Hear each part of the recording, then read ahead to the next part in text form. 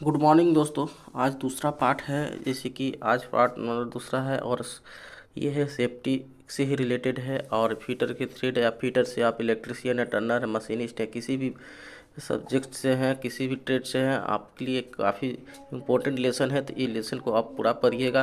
आज question number हम 17 से स्टार्ट करेंगे। हम लोग 16 पढ़ चुके थे और 17 नंबर में आप क्वेश्चन हम लोग देखते हैं। और देखिएगा ये प्रीवियस ईयर्स में आए हुए क्वेश्चन है, यहाँ पे देख सकते हैं उनके। ये देखिए कितने इंपॉर्टेंट क्वेश्चन है, ये आपको से भी पता चल सकता है। जैसे कि देख सकते हैं प्रीवियस ईयर्स में आए हुए क्वेश्चन देखने को मिलते हैं। तो चलिए हम चलते हैं। तो सबसे पहले क्वेश्चन जो हम बात कर रहे हैं, ये सबसे पहले जो क्वेश्चन है 5S अवधारण में पद यानी शिशु पूछ रहा है। शिशु यानी साइन का अर्थ क्या होता है? शिशु का मतलब, शिशु एक जापानी शब्द है और जापानी शब्द शिशु का मतलब साइन क्या होता है, इसका अर्थ पूछ रहा है। तो इसका अर्थ क्या होता है पूछा गया। क्या आवश्यक वस्तु को अनावश्यक से पृथक करना या बाद में हटा देना होता है? यह वर्कपीस पर कार्यखंड को साफ करना ये होता है? इसमें क्या होता है? या कह सकते हैं या तो आवश्यक वस्तु को सही जगह पर करना या सुरक्षित प्रक्रिया को व्यवस्थित करना। तो बताइए आप लोग इसमें क्वेश्चन, आपको आंसर क्या है इसमें कमेंट्स करके जरूर बताइएगा। तो इसमें देखिए आवश्यक वस्तु को न अनावश्यक वस्तु पृथक करना होगा, ये नहीं होगा, न सी होगा न डी होगा। इसमें आंसर जो होगा आपका ना ए से जो होगा इसमें आपका आंसर होगा वर्क पीस से। इसमें वर्क पीस को कार्यखंड से साफ सुथरा रखना, यानी कार्यखंड से साफ, इसे क्या होगा? बी नंबर आपको आंसर देखने को मिल जाएगा, ठीक ना। ध्यान रखिएगा, बी नंबर आपका आंसर देखने को मिल जाता है। तो नेक्स्ट क्वेश्चन की हम बात कर लेते हैं। नेक्स्ट क्वेश्चन पूछ रहा है निम्नलिखित में कौन से दो व्यक्तिगत सुरक्षा उपकरण नहीं है? उपकरण पूछ रहा है, व्यक्तिगत सुरक्षा नहीं है। इसमें शील्ड, फेस शील्ड के व्यक्तिगत सुरक्षा है। ईयर प्लग यानी कान के लिए जो इस्तेमाल करते हैं, क्या ये व्यक्तिगत सुरक्षा है? या ये भी व्यक्तिगत सुरक्षा। सेफ्टी शूज, क्या सेफ्टी शूज भी आपको क्या ये सुरक्षा के उपकरण है कि नहीं है? कमेंट्स कर बताइएगा। डी पाना क्या सुरक्षा का उपकरण है? तो दोस्तों यहाँ पे देख सकते हैं सीधे सीधे आपको ज़्यादा हार्ड क्वेश्चन नहीं, ये भी UPRVNL में पूछा गया क्वेश्चन है। और यहाँ पे देख सकते हैं जिस तरह से क्वेश्चन पूछा गया है उसके हिसाब से देख सकते हैं इसमें जो क्वेश्चन है उसके हिसाब से बात करें तो ये है कि देखिए फेस शील्ड जो होता है दोस्तों, यानी कि फेस पर जो लगाते हैं आपको, जैसे करेंगे वेल्डिंग वगैरह करेंगे, फेस शील्ड वगैरह लगाएंगे तो क्या देखते हैं क्या वो सुरक्षा का, ये भी सुरक्षा का कारण है। ये भी ईयर प्लग कान वगैरह सॉल्व के लिए, भी कान के लिए सुरक्षा प्लग है। ये सेफ्टी शूज यानी पैरों के लिए सुरक्षा उपकरण है।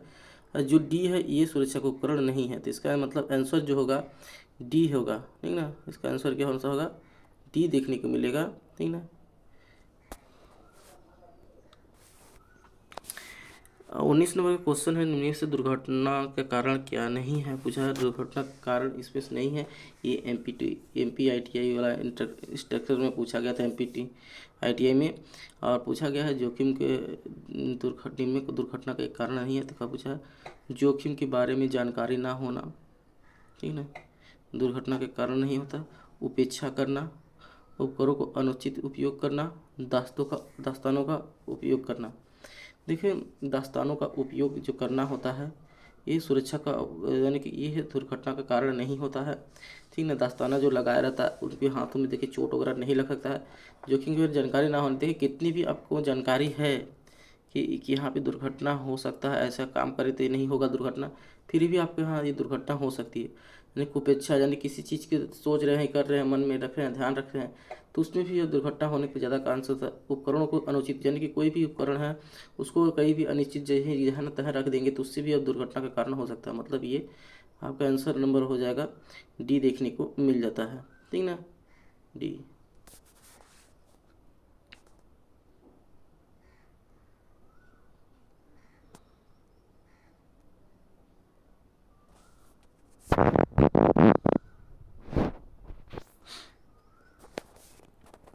बीस नंबर क्वेश्चन, यदि आप किसी व्यक्ति को बेहोश होते हुए देखते हैं तो उसे किस प्रकार की प्राथमिक उपचार नहीं दिया जाता है? यानी कि प्राथमिक उपचार नहीं दिया जाना चाहिए। मतलब आप व्यक्ति को बेहोश है तो क्या आप उसको शांत होने की कोशिश करो आपातकालीन नंबर पर कॉल करें, खाने या पीने के लिए मीठा दे या सिर के नीचे तकिया दे। तो क्या देखिए, क्या व्यक्ति को देखिए बेहोश हो जाता है तो क्या शांत होने की कोशिश करना चाहिए? नहीं, ये शांत होने की कोशिश करना चाहिए, ये तो माननी सही है नहीं ना।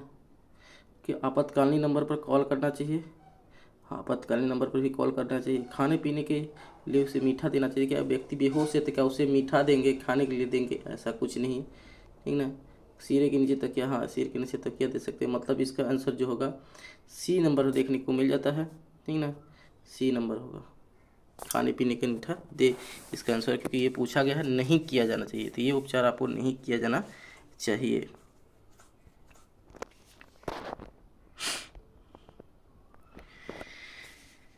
ये किस नंबर पूछ रहा है?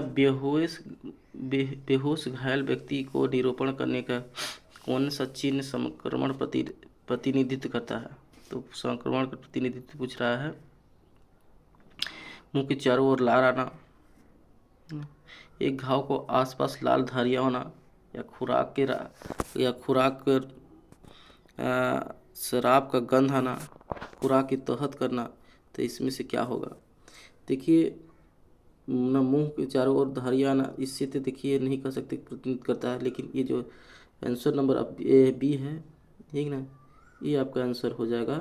एक घाव के आसपास लाल धारियाँ हो जाने के कारण ये देखने को मिल जाता है। अब देखिए हमने पूरी तरह कल बताया था आपके आग कौन से प्रकार की आग होती हैं, तो आपने जो कल का क्लास नहीं देखा होगा तो कल का क्लास देख लीजिएगा, उनको पता चल जाएगा किस तरह से आग की होती है। ऐसे पूछा गया है, वर्ग सी प्रकार की आग किस प्रकार का ईंधन संबंधित है, ठीक ना, ये पूछ रहा है। वर्ग सी के अंतर्गत कौन सा था? तो ज्वलनशील तरल होता है, गैसीय तरल गैस होता है, धात्विक तथा लकड़ी के कागज के कपड़ा होता है। तो देख सकते हैं जो इसमें आग होगी, ठीक ना, ज्वलनशील तरल बोल रहा है, तो ज्वलनशील तरल आपको जो आता है पी में आता है, ठीक ना।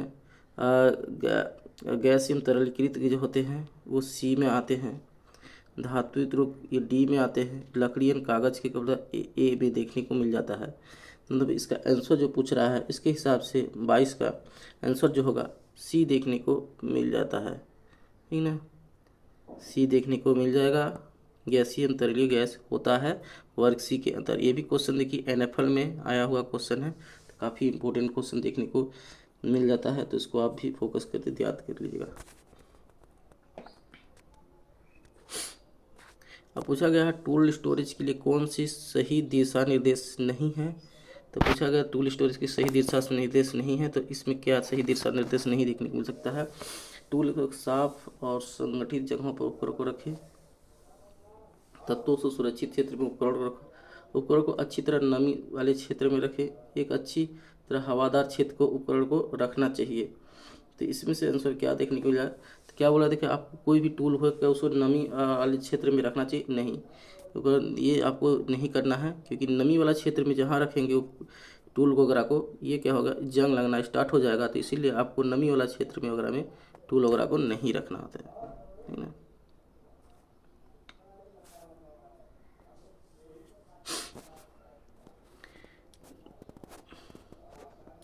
24 नंबर का है, पूछ रहा है प्लेटफॉर्म फर्श को ओवरलोड ना करने का और सामग्री को सुरक्षित ऊंचाई पर रखने के लिए निम्नलिखित में से कौन सी गतिविधि की जानी चाहिए? प्लेटफॉर्म फर्श और ओवरलोड ना करने पर सामग्री को सुरक्षित ऊंचाई पर रखने के लिए निम्नलिखित कौन सा गतिविधि की जानी चाहिए, ठीक ना, पूछ रहा है, ठीक ना। स्क्रैप को निपटाना, जमा करने के तरीका, दुर्घटना से फर्श की सफाई, सामग्री को संभालना, इसमें से क्या नहीं की जानी चाहिए, ठीक ना। तो जो भी है ओवरलोड में के लिए बचाने के लिए करने के लिए इसे जो है जमा करने की जो तरीका होता है उसे आपको अच्छा से करना चाहिए, करने के तरीका को। ये इसका आपका आंसर नंबर बी देखने को मिल जाता है।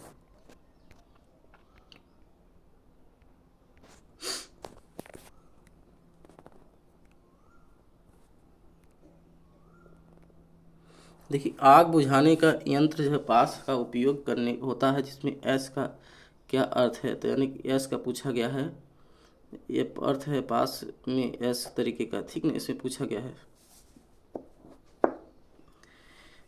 इसमें देखिए आग है बुझाना, इसके बारे में कल हमने बताया था पास का अर्थ क्या होता है।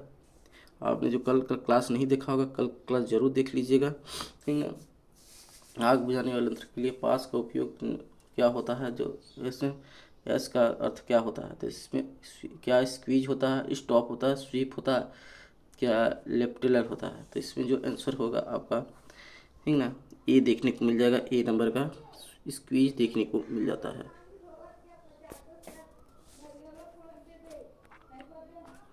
अब पैदल यात्री क्रॉसिंग साइन को किस श्रेणी में माना जाता है, ठीक ना, पैदल यात्री चल रहा है और क्रॉसिंग साइन है, उसको किस श्रेणी में देखने को मिल जाता है। सावधानी, अनिवार्य, सूचनात्मक, विशेष। तो इसमें से आपको सावधानी देखने को मिल जाता है, ये आंसर देखने को मिल जाएगा। निम्नलिखित में से कौन सा कार्यशाला सुरक्षा का श्रेणी के शामिल नहीं है। अब पूछ रहा है कार्यशाला में सुरक्षा की श्रेणी में शामिल नहीं होता है, तो व्यक्तिगत सुरक्षा, मशीनी सुरक्षा, वित्तीय सुरक्षा, सामान्य सुरक्षा।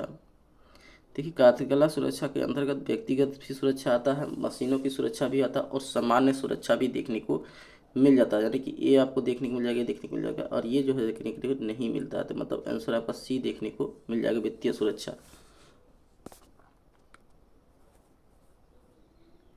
पूछ रहा है ग्राइंडिंग के समय का उपयोग करना चाहिए, ग्राइंडिंग समय क्या उपयोग करना चाहिए। डार्क शीशे का स्क्रीन वाला, सेफ्टी चश्मा, गॉगल्स, वेल्डिंग हेलमेट या धूप वाला चश्मा। तो ग्राइंडिंग के समय हमें क्या सिस्टम सकते हैं, तो ग्राइंडिंग के समय हमें सेफ्टी गॉगल्स इस्तेमाल करना चाहिए, यानी कि ये बी नंबर का आंसर देखने को मिल जाता है।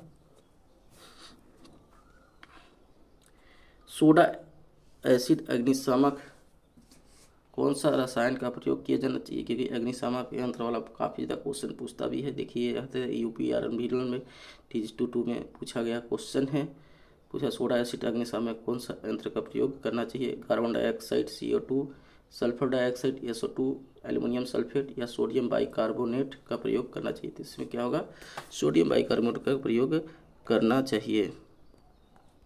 आंसर नंबर डी देखने को मिल जाता है। अब फोम एक्सटिंग्विशर का प्रयोग आग बुझाने के लिए किया जाता है, किस प्रकार के आग को बुझाने के किया जा सकता है, ठीक है, class B, class D, class A, class C. मैंने कल बताया था कौन सी क्लास के अंदर कौन सा प्रयोग करना चाहिए, तो ये है क्लास बी के अंदर होता है, क्लास बी के अंदर देखने को मिल जाता है। आज का 31 नंबर क्वेश्चन है, वर्कशॉप में आग लगने पर क्या करना चाहिए, ठीक है, सेल बोकारो स्टील में प्लांट में पूछा गया क्वेश्चन है। तो वर्कशॉप में आग लगे तो कहते हैं चुपचाप देखे, क्या आपको लगता है खड़ा होकर चुपचाप हमें देखना चाहिए कि आग लग रहा है, तुरंत बाहर निकल जाने का प्रयत्न करना चाहिए, हमें तुरंत बाहर निकल जाने का प्रयत्न करना चाहिए। हाँ एक तो है तुरंत बाहर तो निकल जाना चाहिए, लेकिन आगे भी क्वेश्चन देखा, बिजली के मेन तुरंत बंद करने चाहिए, ठीक ना, तो फायर ब्रिगेड को तुरंत सूचित करना चाहिए। तो सबसे पहले हमें जो आग लगता है किसी जगह प्लांट में, तो आपको ये चीज़ प्रक्रिया आपको देखना जरूरी होता है। सबसे पहले तो आपको अपने मेन स्विच को बंद करना चाहिए किसी भी तरीके से, ठीक है, मेन स्विच बंद हो जाना चाहिए। उसके बाद कोशिश करें कि आप तुरंत बाहर निकल जाए, उसके साथ ही आपको फायर ब्रिगेड को भी तुरंत सूचित कर देना चाहिए, ये चीज़ होना चाहिए। लेकिन इस क्वेश्चन के हिसाब से इसका आंसर जो देखने को मिलेगा सी, बिजली का मेन स्विच तुरंत बंद कर देना चाहिए। आज का कर सकते हैं सेफ्टी के लिए आज का लास्ट क्लास कर सकते हैं, लास्ट क्वेश्चन है जो सेफ्टी के अंदर पूछा गया है, वह विद्युतीय आग में ये भी NTPC फीटर के अंदर देखने को मिला 2014 में। विद्युत में लगी आग बुझाया जाता है, पानी से बुझाया जाता है, ड्राई पाउडर से, एक्सटिंग्विशर से बुझाया जाता है, सोडा एसिड एक्सटिंग्विशर से बुझाया जाता है, CTC फायर से एक्सटिंग्विशर से बताया जाता है। तो आपको किससे बुझाया जा सकता है, तो जो पानी इस लगी होती है आग है, विद्युत में लगी होगी आग को, इससे हमें बुझाया जाता है CTC यानी फायर एक्सटिंग्विशर से हमें आग इसको बुझाना चाहिए। डी नंबर का आंसर देखने को मिल जाता है। तो दोस्तों उम्मीद है आपको क्वेश्चन अच्छे लगेंगे, और क्वेश्चन अच्छे लगेंगे तो कमेंट्स करके जरूर बताइएगा आपने कितने क्वेश्चन इसमें से सही किया, कमेंट्स करके जरूर बताइएगा। साथ में यही बताइएगा कि दोस्तों आपको वीडियो अच्छी लगती है तो वीडियो को लाइक कीजिएगा, दोस्तों को शेयर कीजिए, चैनल को सब्सक्राइब कीजिएगा, और बताइएगा, अपना प्यार दीजिएगा। तो आगे और भी क्लास हम लोग कंटिन्यू रखते जाएंगे, इसके बाद की भी क्लासें देखने को मिल जाएंगी, माप और मापन विधियाँ भी देखने को मिल जाएगी, फीटर की पूरी कंप्लीट कराई जाएगी, ठीक ना। इससे आप पूरा जरूर कमेंट्स कीजिएगा।